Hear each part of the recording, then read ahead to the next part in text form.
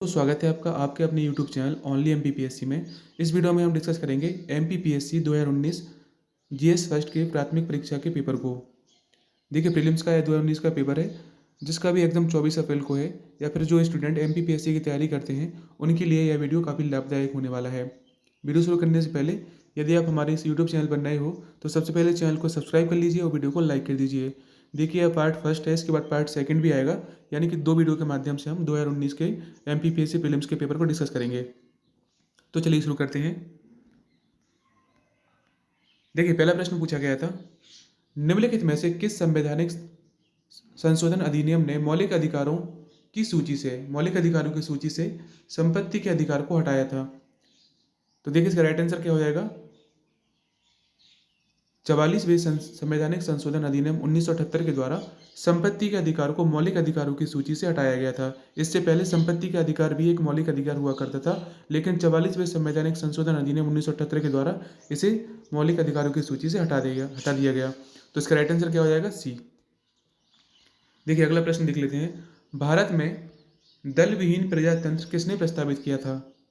Option है S.A. Dange, Ram Manohar Lohia, Mahatma Gandhi या फिर जयप्रकाश नारायण।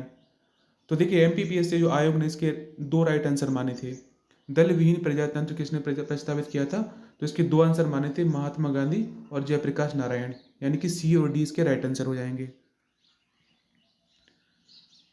भारत की प्रथम महिला मुख्य निर्वाचन आयुक्त कौन थी। तो देखिए इसका राइट आंसर क्या हो जाएगा, भारत की प्रथम महिला मुख्य निर्वाचन आयुक्त थी B.S. रमा देवी, सी इसका राइट आंसर हो जाएगा।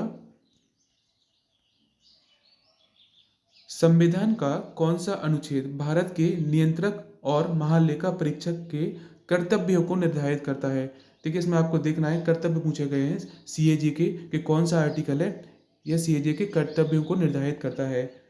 तो देखिए राइट आंसर क्या हो जाएगा, राइट आंसर हो जाएगा डी, यानी कि 149 अनुच्छेद सीएजी के कर्तव्यों को निर्धारित करता है। और देखिए आपको भारत के नियंत्रक एवं महालेखा परीक्षक कहाँ मिलेंगे, तो संविधान के अनुच्छेद 148 में मिलेंगे। 148 में सीएजी है और 149 में होगा कर्तव्य। देखिए अगला प्रश्न डिस्कस कर लेते हैं, पंचायती राज संस्थाओं को संवैधानिक मान्यता प्रदान करने की अनुशंसा करने वाली समिति का नाम क्या था। तो देखिए आपके ऑप्शंस हैं, अशोक मेहता समिति, के संथानम समिति, LM सिंघवी समिति, GVK राव समिति। तो देखिए इसका राइट आंसर क्या हो जाएगा, पंचायती राज संस्थाओं को संवैधानिक मान्यता प्रदान करने की अनुशंसा की थी LM सिंघवी समिति ने। तो सी इसका राइट आंसर हो जाएगा। कैप्टन रूप सिंह स्टेडियम का संबंध किस खेल से है। देखिए कैप्टन रूप सिंह स्टेडियम का संबंध पूछा गया है, ना कि कैप्टन रूप सिंह का स्टेडियम का संबंध पूछा गया है कि यह स्टेडियम किस खेल से संबंधित है। देखिए ऑप्शन हैं वॉलीबॉल, क्रिकेट, एथलेटिक्स या फिर हॉकी। तो देखिए काफ़ी सिंपल क्वेश्चन है, इसका राइट आंसर हो जाएगा क्रिकेट से संबंधित है। कैप्टन रूप सिंह स्टेडियम में मिलेगा आपको ग्वालियर में। कहाँ मिलेगा, ग्वालियर में मिलेगा कैप्टन रूप सिंह स्टेडियम। और देखिए ग्वालियर के किले को क्या कहते हैं, ग्वालियर के किले को भारत का जिब्राल्टर कहा जाता है। और देखिए इसका निर्माण करवाया था ग्वालियर के किले का सूर्यसेन ने। देखिए आगे बढ़ते हैं, मध्य प्रदेश में राज्य घुड़सवारी अकादमी की स्थापना कब हुई थी। देखिए ऑप्शन हैं इसके, 2017 में, 2012 में, 2009 में या फिर 2007 में। तो देखिए राइट आंसर क्या हो जाएगा इसका, 2007 में मध्य प्रदेश राज्य घुड़सवारी अकादमी की स्थापना हुई थी। देखिए अगला प्रश्न है, निम्नलिखित में से मध्य प्रदेश राज्य से संबंधित खेल पुरस्कार कौन सा है। तो देखिए ऑप्शन है लक्ष्मण पुरस्कार, गंधर्व पुरस्कार, एकलव्य पुरस्कार या फिर अर्जुन पुरस्कार। तो देखिए राइट आंसर क्या हो जाएगा इसका, मध्य प्रदेश में जो खेल पुरस्कार से संबंधित है एकलव्य पुरस्कार है, या मध्य प्रदेश का स्पोर्ट अवार्ड है। देखिए अगला प्रश्न हम देख लेते हैं। देखिए 9वां प्रश्न है, निम्नलिखित में से 2018 में मध्य प्रदेश राज्य के विक्रम पुरस्कार से सम्मानित खिलाड़ियों में से कौन सा खिलाड़ी दिव्यांग श्रेणी में आता है। तो देखिए करंट अफेयर्स का एक क्वेश्चन था, तो इसका राइट आंसर क्या हो जाएगा, सोनू गोलकर मध्य प्रदेश के जो इन्हें विक्रम पुरस्कार से सम्मानित खिलाड़ी हैं, ये दिव्यांग श्रेणी में आते हैं। तो ए इसका राइट आंसर हो जाएगा। मुस्कान किरार का संबंध किस खेल से है। तो देखिए मुस्कान करार मध्य प्रदेश की काफ़ी फेमस पर्सनालिटी हैं, तो इनका संबंध है तीरंदाजी से। तो सी इसका राइट आंसर हो जाएगा, मुस्कान करार का संबंध है तीरंदाजी से। देखिए अगला प्रश्न देख लेते हैं। सतपुड़ा क्षेत्र में स्थित श्रेणियों में से पश्चिम से पूर्व की ओर, देखिए पश्चिम से पूर्व की ओर उनकी स्थिति को दर्शाने वाले निम्नलिखित में से कौन सा क्रम सही है। तो सतपुड़ा क्षेत्र की जो भी पर्वत श्रेणियां हैं उनको पश्चिम से पूर्व की ओर अरेंज करना है। तो इसका राइट आंसर क्या हो जाएगा, देखिए इसका राइट आंसर हो जाएगा ए, इसका राइट आंसर हो जाएगा। देखिए सबसे पहले बड़वानी की पहाड़ियाँ मिलेंगी, फिर महादेव की पहाड़ियाँ मिलेंगी, फिर मैकल श्रेणी मिलेगी, यानी कि फर्स्ट इसका राइट आंसर हो जाएगा बड़वानी की पहाड़ियाँ, महादेव श्रेणी और मैकल श्रेणी। देखिए अगला प्रश्न है, किस नदी घाटी गहरी खड्ड भूमि के लिए विख्यात है। तो देखिए इसका ऑप्शन है नर्मदा, सोन, चंबल या फिर ताप्ती। तो देखिए काफ़ी सिंपल प्रश्न है, इसका राइट आंसर हो जाएगा गहरी जो खड्ड भूमि के लिए प्रसिद्ध है यह है चंबल नदी, यह अपने बीहड़ों के लिए भी विख्यात है। देखिए अगला प्रश्न हम देख लेते हैं। इंदौर से जयपुर को जोड़ने वाले राष्ट्रीय राजमार्ग का संशोधित नंबर क्या है। तो देखिए इसका संशोधित नंबर है 52, ए इसका राइट आंसर हो जाएगा। इंदौर से जयपुर को जोड़ने वाले राष्ट्रीय राजमार्ग का संशोधित नंबर। देखिए अगला प्रश्न है, निम्नलिखित में से परमार राजवंश के इतिहास पर प्रकाश डालने वाला स्रोत कौन सा है। तो देखिए इसका राइट आंसर क्या हो जाएगा, इसका राइट आंसर हो जाएगा उपरोक्त सभी, यानी कि परमार राजवंश के इतिहास से संबंधित पद्मगुप्त का नवशैंक चरित्र, मेरुतुंग की प्रबंध चिंतामणि, उदयपुर प्रशस्ति, तीनों परमार राजवंश के इतिहास पर प्रकाश डालने वाले स्रोत हैं। तो इसका डी इसका राइट आंसर हो जाएगा। चित्तौड़ के तिरुभुवन नारायण मंदिर को किसने बनवाया था। तो देखिए आपके ऑप्शन हैं राणा प्रताप ने, राजा धंग ने, परमार राजा भोज ने या फिर पृथ्वीराज चौहान ने। तो देखिए इसका राइट आंसर हो जाएगा चित्तौड़ के तिरुभुवन नारायण मंदिर का निर्माण करवाया था परमार राजा भोज ने। तो सी इसका राइट आंसर हो जाएगा। देखिए ये प्रश्न काफ़ी इंपॉर्टेंट रहते हैं जो प्रीवियस ईयर क्वेश्चन होते हैं, क्योंकि इनको एमपीपीएससी लगातार आगामी एग्जाम में रिपीट कर सकता है। तो आपको यह वीडियो आखिर तक जरूर देखना है। देखिए अगला प्रश्न है, मध्य प्रदेश का कौन सा हवाई अड्डा क्रियाशील नहीं है। तो ऑप्शन है खजुराहो, पन्ना, जबलपुर या फिर ग्वालियर। तो देखिए इसका राइट आंसर हो जाएगा पन्ना, जो पन्ना एयरपोर्ट है मध्य प्रदेश का, है क्रियाशील नहीं है। देखिए अगला प्रश्न देख लेते हैं। मध्य प्रदेश की पिछली विधानसभा यानी कि 2014 से 2018 के अध्यक्ष कौन थे। देखिए यह भी करंट अफेयर्स का प्रश्न है। तो इसका राइट आंसर क्या हो जाएगा, इसका राइट आंसर हो जाएगा सी, डॉक्टर सीता शरण शर्मा जी। देखिए अगला प्रश्न है, निम्नलिखित में से कौन मध्य प्रदेश का राज्यपाल नहीं रहा। तो आपके ऑप्शन हैं डॉक्टर बलराम जाखड़, श्री रामेश्वर ठाकुर, डॉक्टर भाई महावीर, न्यायमूर्ति अंशुमान सिंह। तो देखिए इसका राइट आंसर हो जाएगा मध्य प्रदेश के राज्यपाल नहीं रहे थे न्यायमूर्ति अंशुमान सिंह, डी इसका राइट आंसर हो जाएगा। यह मध्य प्रदेश के कभी भी राज्यपाल नहीं रहे, न्यायमूर्ति अंशुमान सिंह। देखिए अगला प्रश्न है, काफ़ी सिंपल प्रश्न है, मध्य प्रदेश से किस राज्य की सीमा नहीं छूती। ऑप्शन हैं गुजरात, राजस्थान, झारखंड या फिर महाराष्ट्र। तो देखिए सी इसका राइट आंसर हो जाएगा, यानी कि झारखंड की सीमा मध्य प्रदेश को टच नहीं करती। देखिए अगला प्रश्न है, मध्य प्रदेश राज्य निर्वाचन आयोग में निम्नलिखित में से कौन आयुक्त नहीं रहा। आपको बताना है निम्नलिखित में से कौन आयुक्त नहीं रहा।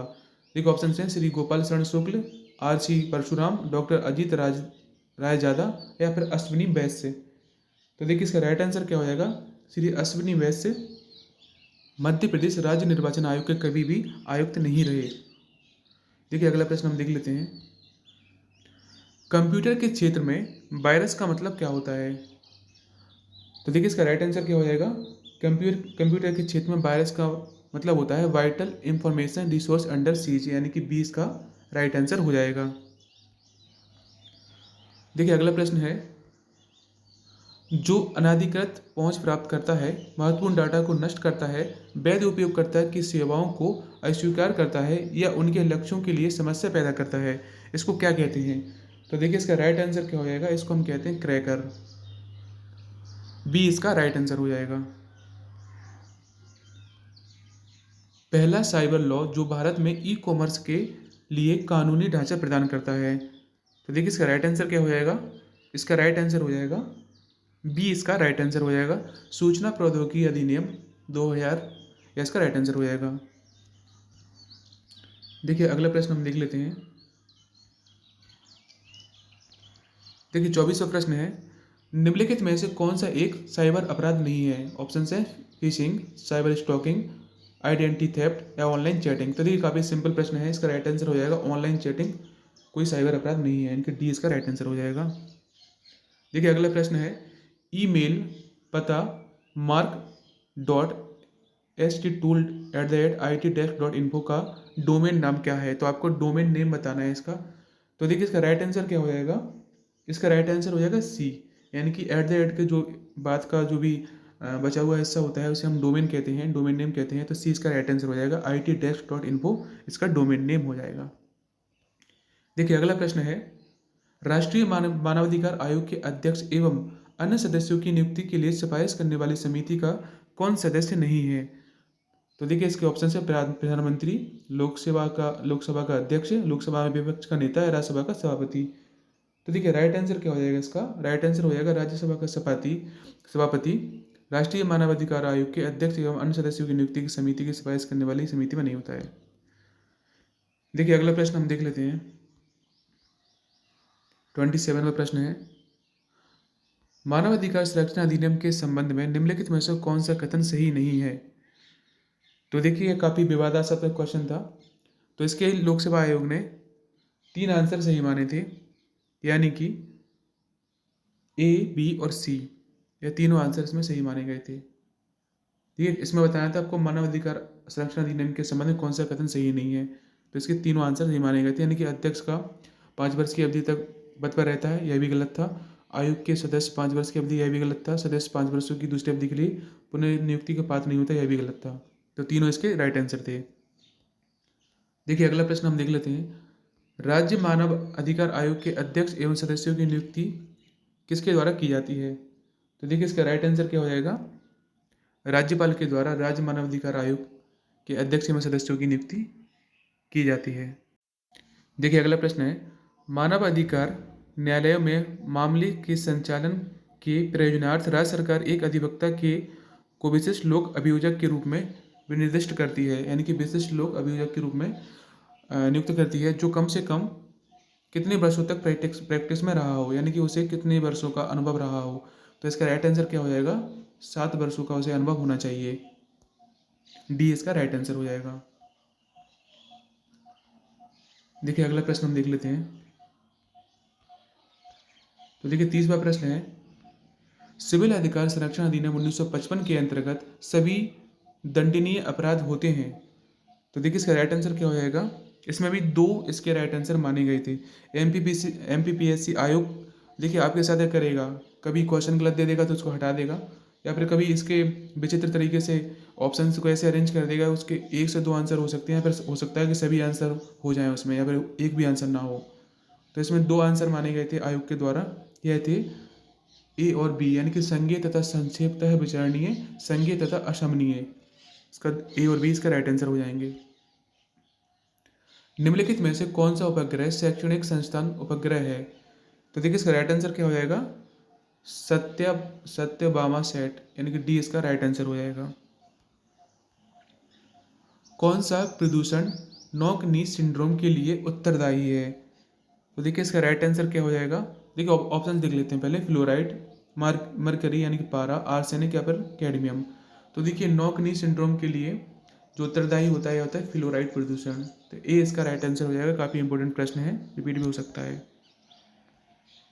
एक ही पौधे के एक पुष्प के परागकोश से परागण का उसी पुष्प के दूसरे पुष्प के वर्तिकाग्र में स्थानांतरण क्या कहलाता है?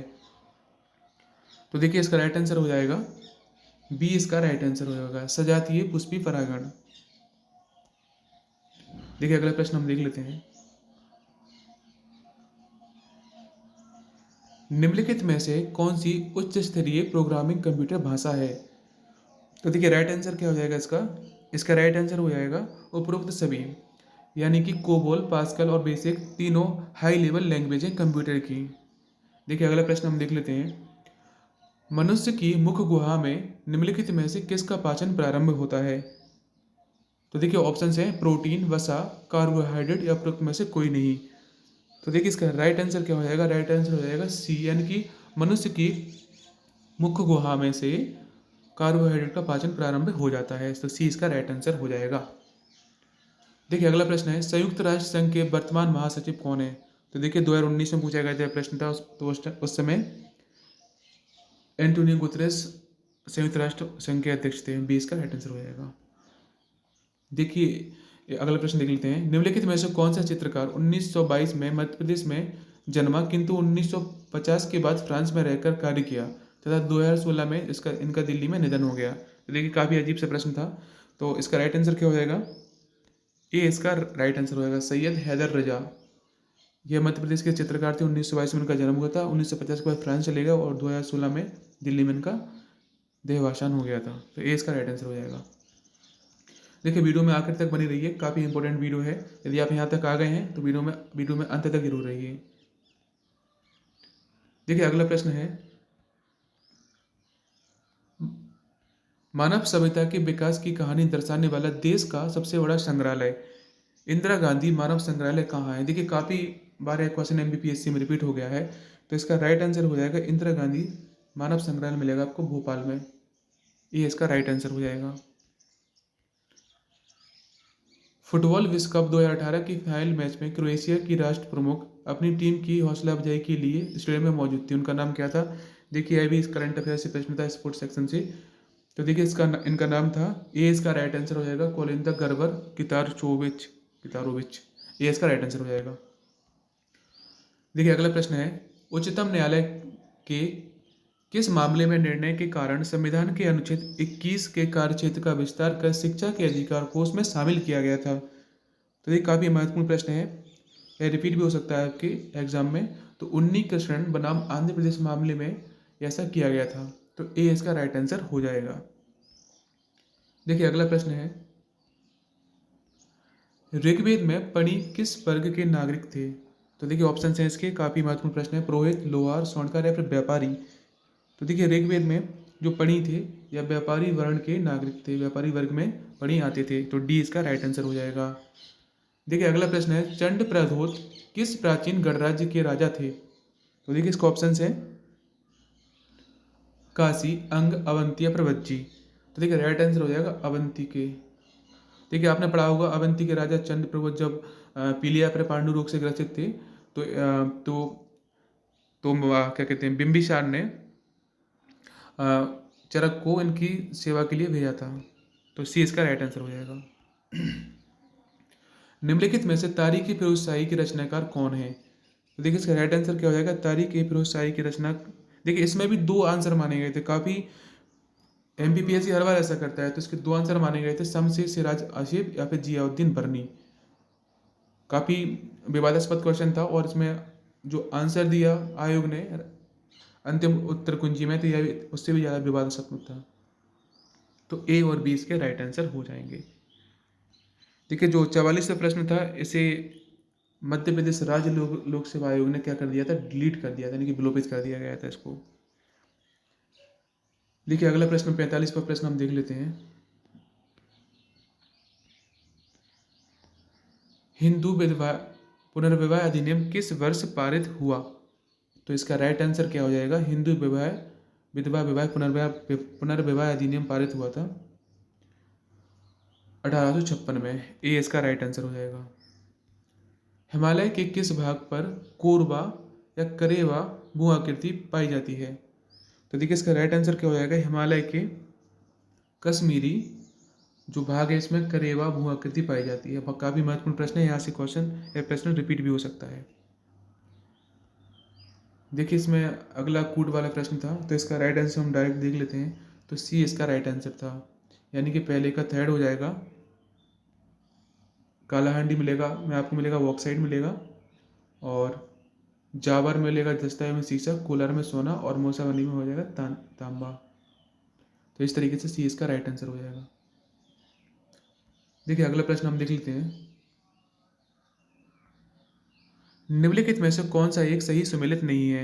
ऑप्शन है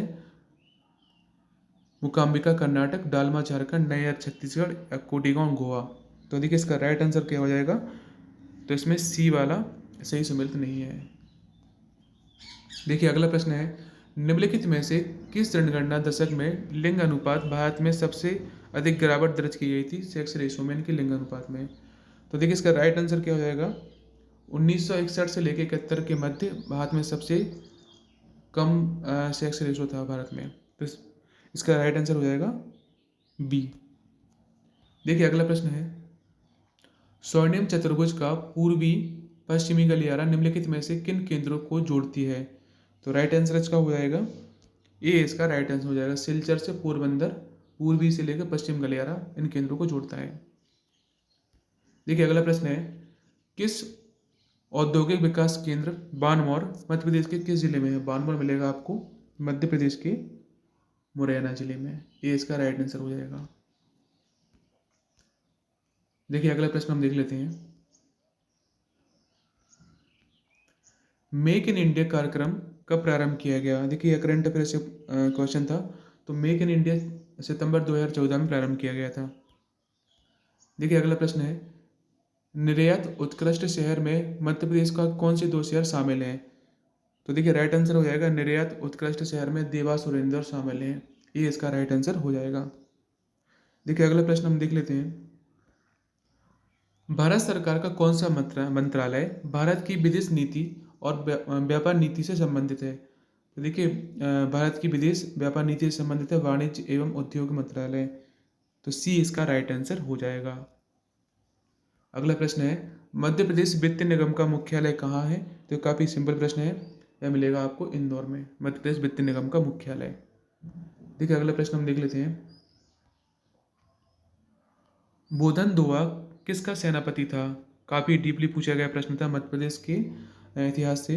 तो इसका राइट आंसर हो जाएगा, बोधन दुआ शाहगढ़ के राजा बख्तावली का सेनापति था, ये इसका राइट आंसर हो जाएगा। रिपीट भी हो सकता है प्रश्न, इसको आप अच्छे से देख लेना, ये इसका राइट आंसर हो जाएगा। देखिए अगला प्रश्न है, 2 कूट दिए गए हैं, आपको बताना है कि कौन सी उपजाति इसमें सम्मिलित नहीं है 57 का। देखिए इसमें भी आयोग ने 2 आंसर सही माने थे। ऐसा प्रश्न देके जो स्टूडेंट होते हैं काफ़ी उलझन में रहते हैं इसका राइट आंसर क्या होगा। तो देखिए इसका राइट आंसर 2 थे, सी एवं डी, यानी कि भारिया पटेलिया और कोरको महार यह सम्मिलित नहीं थी। देखिए अगला प्रश्न है 58वां प्रश्न, निम्नलिखित वाक्यों पर विचार कीजिए। देखिए पहला जो वाक्य दिया गया था, मांडू धार जिले में है, मांडू में हिंडोला महल है, आपको बताना है कि कौन सा उत्तर इनमें से सही है। तो देखिए राइट आंसर क्या हो जाएगा, दोनों ही सत्य हैं इसमें, मांडू धार में मिलेगा और इस महल में आपको हिंडोला महल में मिलेगा मांडू में। देखिए अगला प्रश्न हम देख लेते हैं, देखिए 59 में प्रश्न है, जल विहारी का मेला कहाँ आयोजित किया जाता है। तो देखिए काफ़ी सिंपल प्रश्न था, एमपी जीके जीएस से पूछा गया प्रश्न था, जल विहारी का मेला लगता है छतरपुर में, ए इसका राइट आंसर हो जाएगा। देखिए 60वां प्रश्न है, काठी, काठी क्या है। देखिए काठी है, देखिए इसका राइट आंसर क्या हो जाएगा, काठी है लोक नृत्य, डी इसका राइट आंसर हो जाएगा। This is the end of this video, like कीजिए, शेयर कीजिए, चैनल को सब्सक्राइब जरूर कीजिए। Thank you.